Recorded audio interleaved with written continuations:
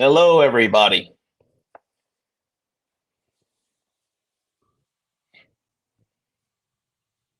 Hello, everybody.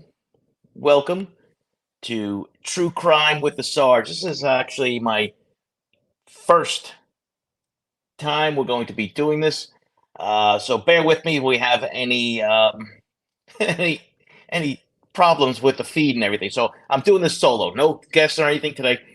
I'd like to try to start something new about once a week. I want to do a true crime update. I haven't picked the day yet. I'm trying to work it out, my schedule with Jay and the J-Bo Nation and Steve with Publicly Buzzed because they have been very nice to me. We're trying to get this thing off the ground.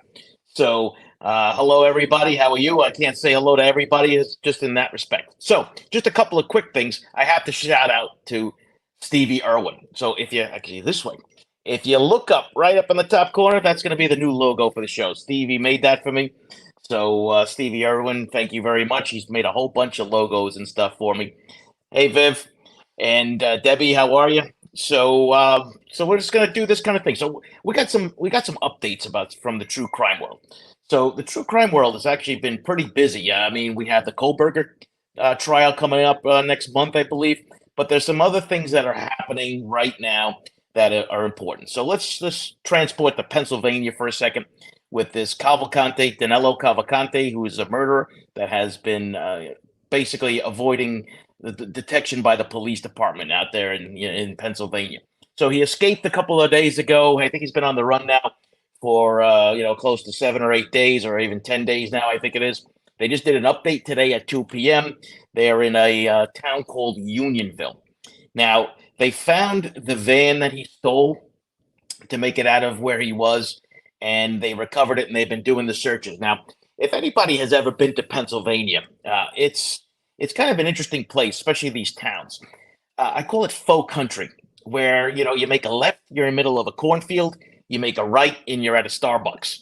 Right? It's pretty wild place, and this is the kind of problem that they're running into now, where they can't seem to find him. He's probably traveling at night. He's probably going from car to car at this point. It's just something that's to avoid detection. The state police have the person in charge there has been getting beat up lately because this guy has escaped a couple of these perimeters, so they made this perimeter now even bigger out in Unionville. But listen, I mean, when you're talking about an area like that he's in right now, it's pretty rural, and there's lots of farms and lots of places to hide, and it's going to be interesting. However, this guy is a murderer. He's been convicted of murder, and he's out there now, and it's important that the police catch this guy as soon as they can. All right, so that's basically the update on that. And there was the other thing too, that they said that his ex-girlfriend was helping him do that. The state police said today that that's not the case. However, that they did mention that she had a visa violation, so I think they are holding her. So that's going to be interesting. Maybe use her as some leverage to get him to come forward. I believe as probably well as they do, but they didn't say it. But I believe he's following the news, whether it's on the radio, in the car, or wherever he can get some some news on what's going on with him. So I think that as that's happening, I think he's following this pretty closely, and he's also learning about the perimeter. So we know he stole one truck, and there's a radio in there. So this is something that the police have to be mighty careful of, so that they don't tip off exactly what they're going to do next, because I think that's why he's been one step ahead of them. So CW was asked me, does he have a scanner? See that? I'm going to do this all once, right? See, does he have a scanner? Well, I believe they said he has a cell phone. So that's going to be better than any scanner he can get, because he could follow the entire case as it's going on Twitter, right? I mean, he just has to punch in his name. He's a hashtag that's trending. So it's actually pretty easy, including what they've been talking about, with these press conferences. So if he's got access to a phone, he's got access to all these press conferences and everything else. So we know why he's definitely one step away. Todd, thank you very much. Yep, I'm trying. We're trying to get this thing off the ground, and doing so. Just before we leave later on, I have another show that's coming up tomorrow with a guest. It's actually a really good guest. I know you probably hear that a million times, but this one actually really, really is a good one. So let's talk about some other things. So we have James Burke. Now, if you don't know who James Burke is, he is the former Suffolk County Police Chief that was in charge of the Gilgo beach investigations. And we know that he's been beat up for this quite often about basically botching the investigation and removing the FBI from the case. And, there was even speculation and rumors that were going around that he was the Long Island serial killer. I never believed that. But, I guess it's easy to fall into that whole thing. And, he got himself arrested in the end of August, right? He was trying to pick up a prostitute. He said some things. We don't know if they're actually true or not. We won't repeat them here because we're going to try to keep this PG-13. But they were kind of disgusting in that respect. But he had a court date today, and it looks as if he now has an attorney. That attorney is also from Smithtown. His attorney's name is James O'Rourke. So that came out today, and he's got a new court date in October. I think it's October 6th. Now, someone had sent me a message and said, Joe, how do you find out about these court cases on this specific thing? Most of the states have a web crim, it's called, Web Criminal Courts. New York State has one. It's called Web Crims. But if you want to just Google, go to Google and type in, Web Criminal New York State or New York State Court Appearances. And you'll see the page pop up. You got to do that captcha thing, which one of these is a fire hydrant, whatever. And then you just put the person's name in and it comes right out. So if you want to follow it, I've been just posting them for everybody, but if you wanted to learn how, and you could probably do this for every state, and it's important. So if you're a court watcher, I know you guys just came over from Jay's channel and you guys are doing the court hopping, you can actually pick out some good cases that are coming up and maybe even direct the stream that way. So just something you might want to think about. So James Burke, October 6th, he's going back in there. And as we're talking about Long Island serial killer, Rex Heuermann has a court date coming up at the end of September, which is going to be, I think it's just going to be a discovery dump, right? If you remember the last press conference that the District Attorney Ray Tierney had, he said that it was basically going to be a discovery dump. Now, for those of you that really haven't been following the bail reform laws in New York State, it's been pretty much of a mess, but part of the bail reform is the discovery changes. And the discovery changes require the prosecutor to get this massive amount of information over to the defense team in a much shorter period of time. I think it's like 2 weeks. But remember, they had the arrest. They had all of the cases that they tied him to, like the 3 cases right from the Gilgo 4, except for Maureen Brainerd Barnes. So they had to get that information, and that they held that press conference. So I think that's what this is going to be on, I believe it's the 27th. I'll keep you guys posted for sure. But I don't expect any other news to come out in regards to that. I do think we're going to know the identity of Peaches and her baby. And I also do believe we're going to find out who the Asian male is within the next few weeks, is my guess. Peaches, definitely, because they put out a information back last October looking for families to do a DNA test. So they pretty much, I think, have her ID down, which will then identify her child. And, we can now put some names and faces to these John and Jane Does. And we still have the Asian male. That's out. We're going to talk about that Asian male in a little bit because there was another bombshell dropped that I want to discuss. But since we're talking about Gilgo, 2 of the victims that were found in Manorville and Gilgo, if you remember, Valerie Mack and Jessica Taylor, they were found out in a town called Manorville, Long Island, which is in Suffolk County. It's kind of up north, north of the Long Island Expressway, for those of you that know the area. And the rest of their remains were found in Gilgo in 2011. So what makes this now interesting is that another name, which was mentioned as the original serial killer for Gilgo, John Bittroff. Now, Bittroff is now being looked at for the Manorville cases, which some people in the media have dubbed the Manorville butcher cases.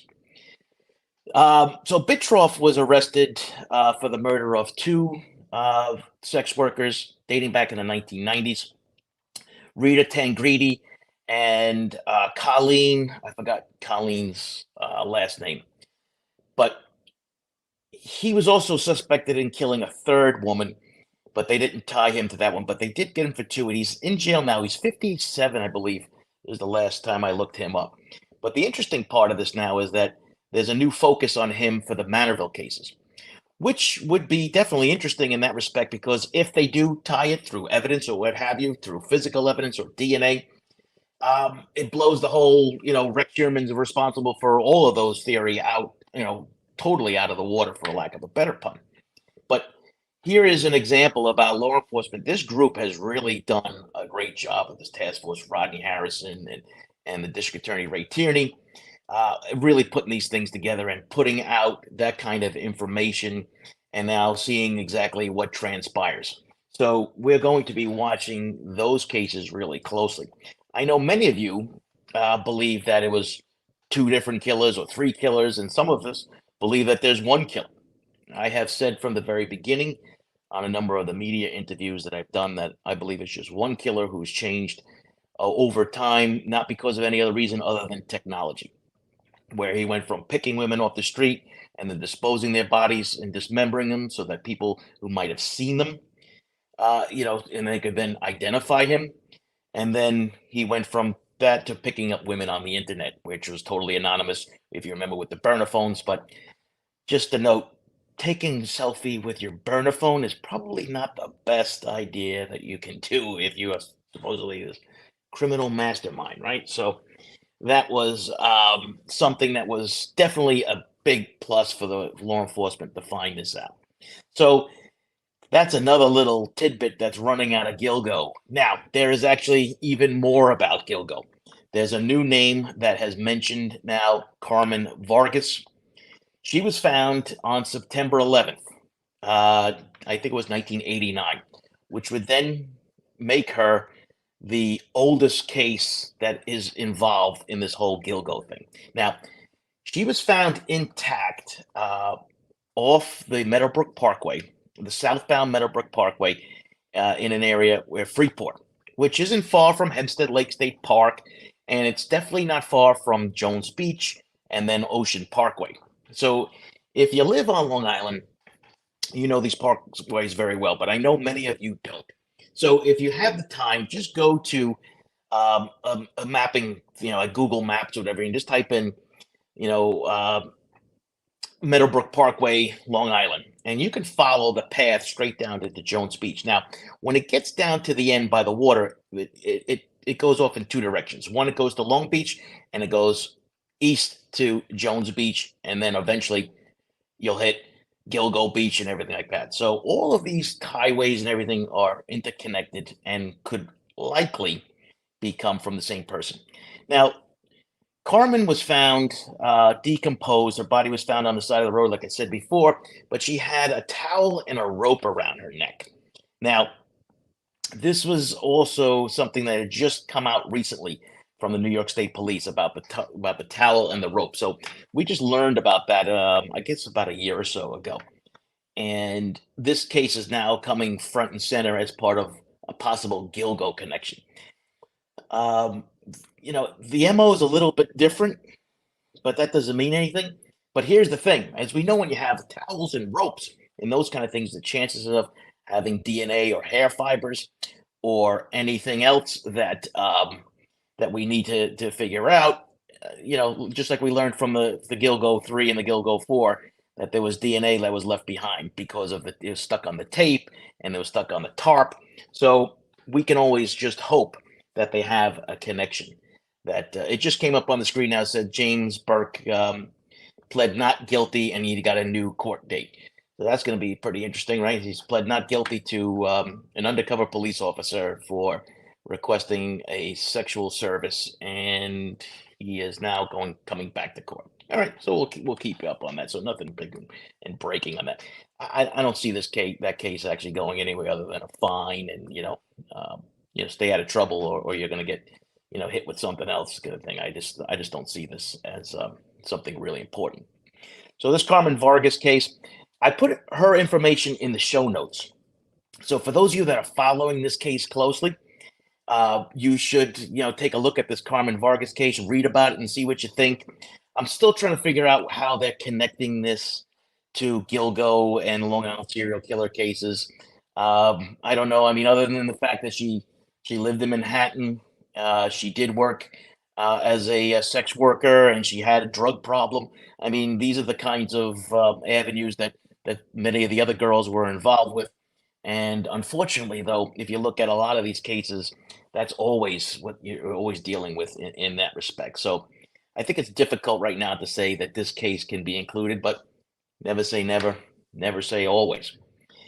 Now, John Ray, the family attorney for Shannon Gilbert, the Gilbert family, Shannon Gilbert, if you remember, she's the one. Without her, you don't even have the Gilgo Long Island serial killer case.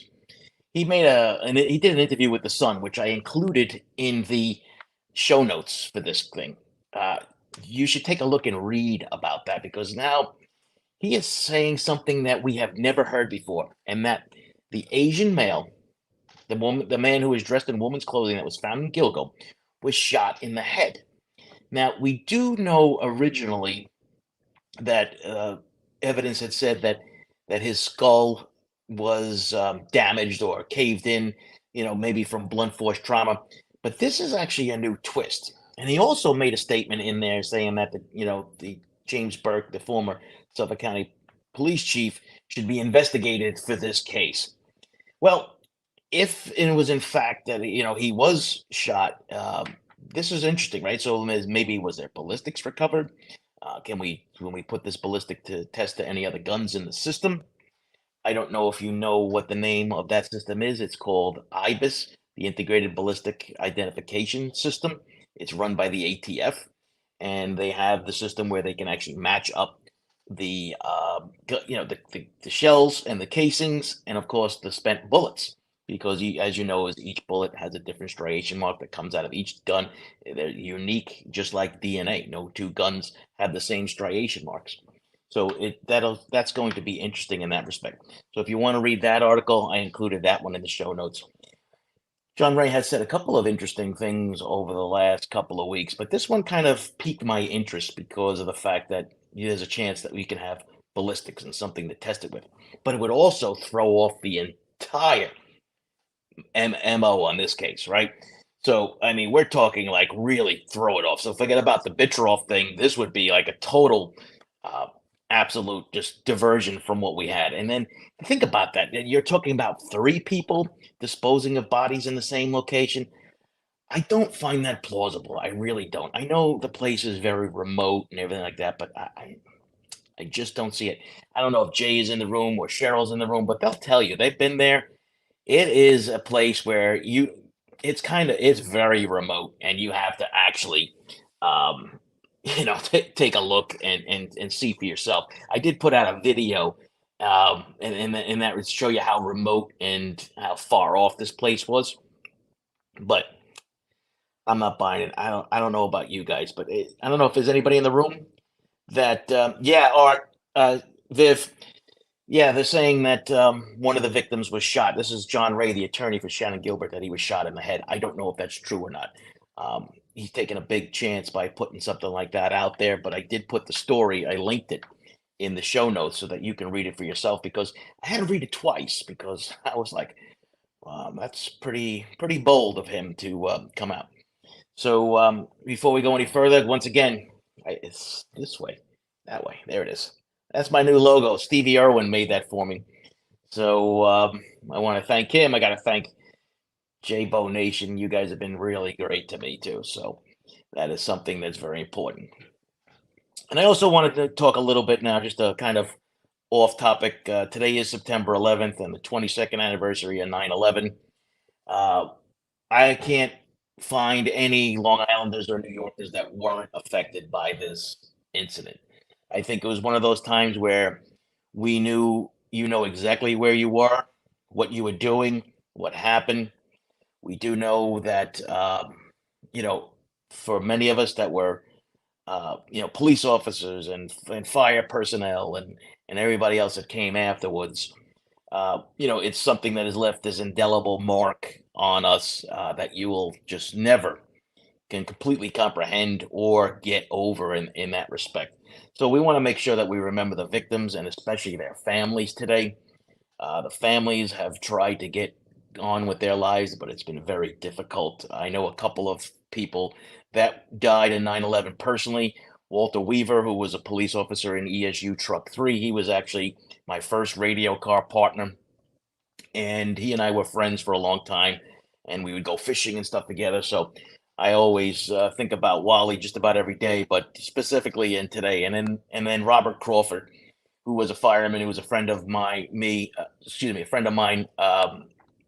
His son and I went through the police academy together, and he was a really nice guy, and I always think about them on this day and just about every day. So I just wanted to just talk a little bit. I didn't want to get totally into the 9/11 thing and bum everybody out, but just remember those family members out there today, and as they go through this every day and go over again. 9/11 to me was like, I guess the Pearl Harbor for my parents, or there's some traumatic event that happens in your life, and that you can, definitely say, I remember what was happening, where you were, and it's just something that I guess you just never get over it, right? You just never get over it, no matter what you do. And then, so yeah, so McLeod Gaines, my boss and I watched it happening live at work. Yeah, I mean, I don't think, like Angie said, yeah, I don't think we're ever going to forget. It'll take, it'll take this generation, when we're no longer here, because like now when I teach my classes and I talk to my students who are about 18 years old, 19 years old, they rarely even know about what happened. And we're talking about students in New York City, and it's just a shame that we've kind of gotten away from that. Thanks, Joni. Yep, it was something that you know you just try to get through these things, right? You just go through this, and you just have all of those. Yeah, thanks, Viv. But like I said, 9/11 always brings out the worst in a lot of things. I actually turned down a number of interviews today because I didn't want to talk about it. I usually talk about it every year, but today I just wanted to just sit back a little bit and yep, publicly buzz. Thank you again for your support. Yeah, I don't think we'll ever forget that, and it's just something that uh, you know it is what it is. But let's let's lighten up the view and let's talk about more true crime. Right? So we talk about murder and mayhem. We went from 9/11 to murder and mayhem, but it's just something that um, it just happens that way. Now, at the behest of a lot of people, including Jay and a couple of other people, I've been doing, if anybody's been following me and any of the other things, I've been doing media for a long time now. I mean, I've made over like 300 TV appearances, and this is not bragging stuff because I wanted to make this a point. This with the video and actually interacting with you guys, it feels like I'm finally doing something for me. And it's just, I always did it for a news network, or you do it for, whatever reason, but I wanted to start getting this thing off the ground. And without your help, I would have never been able to get even this far. But I am learning how to use this new technology. And it is, yeah, CW, lighten up. Let's talk about some serial killers, right? Well, at least we can, we can have a chuckle about it in that respect. But yeah, yeah, no, yeah, thanks. We're gonna blow up. Let's not hope blow up the wrong way. But yeah, thanks. Thanks, Age. So it's been good, right? So next week I'm going to go to CrimeCon. So this will be my fourth time at CrimeCon, and I'm going to prepare some stuff for you guys. I don't know if I'll be able to do live because the one live I did with the Rachel Morin thing, it was very like blurry and because it just wasn't getting enough on the feed in that. So I'm thinking about, Jay was telling me on the side last night, we were talking on the phone, that I can actually record it, make a video of it, and then actually upload it into the YouTube channel, and then we can actually discuss certain things that go on, like almost like it's a live, but I can talk through it and go through it. So I have some interviews lined up with some special guests there. I know a lot of the people that will be there, and get a couple of minutes from each one. So if you have any specific guests that you'd like me to try to hunt down and interrogate and get something out of you, just leave them in the comments and I'll read them and I'll try to get them out there. You can go to the crimecon.com website and then look at the whole schedule. So if there's somebody there that you are going to miss, or you're not going to be able to make it, just let me know. I can hunt it down. I know Cheryl will be on my list. She'll be on the short list. of course, but there are some other interesting folks that are going to be there. And I'm going to do something in regards to that next week. So I will keep you posted. I will have a live show tomorrow. I will have a live show tomorrow at 7 p.m. I have a guest. His name is Ryan Backman. He is from Project Cold Case.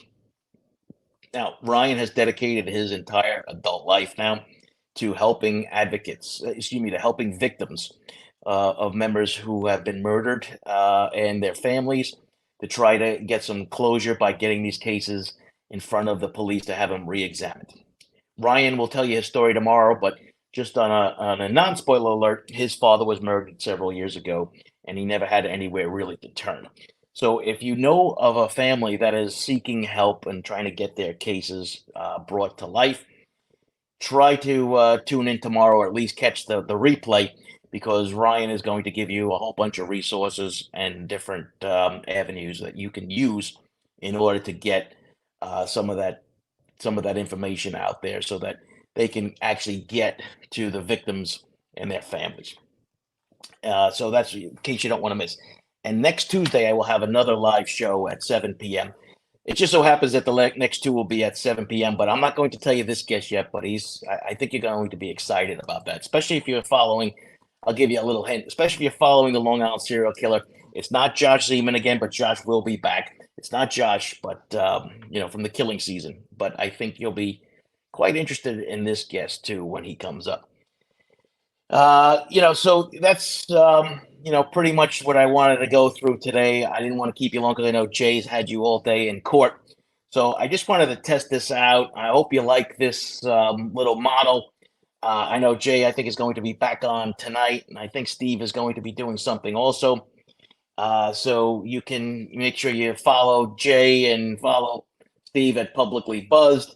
And I just wanted to say thank you again to Steve Irwin for my logos and for J-Bo Nation. I just wanted to thank you. I'm going to be doing these every week, these updates. I think we're going to try to keep them to a half an hour unless there's something really breaking. But I just wanted to check this out today. I hope you enjoyed this little tidbit. And I want to continue to thank you guys. And we will see you soon. Unless somebody has a question for me, I will. So, yeah, we live for the true crime. We've been watching all you guys. Great. And I actually have another TV show coming out, too. I'll let you know when that's going to be. I think it's going to be on the CW 11, I think, in New York. So you guys have a great day. Thanks for being on the first show of True Crime with the Sarge. I will talk to you soon tomorrow, and hopefully you can make it tomorrow at 7 p.m. You guys have a great night. Stay safe.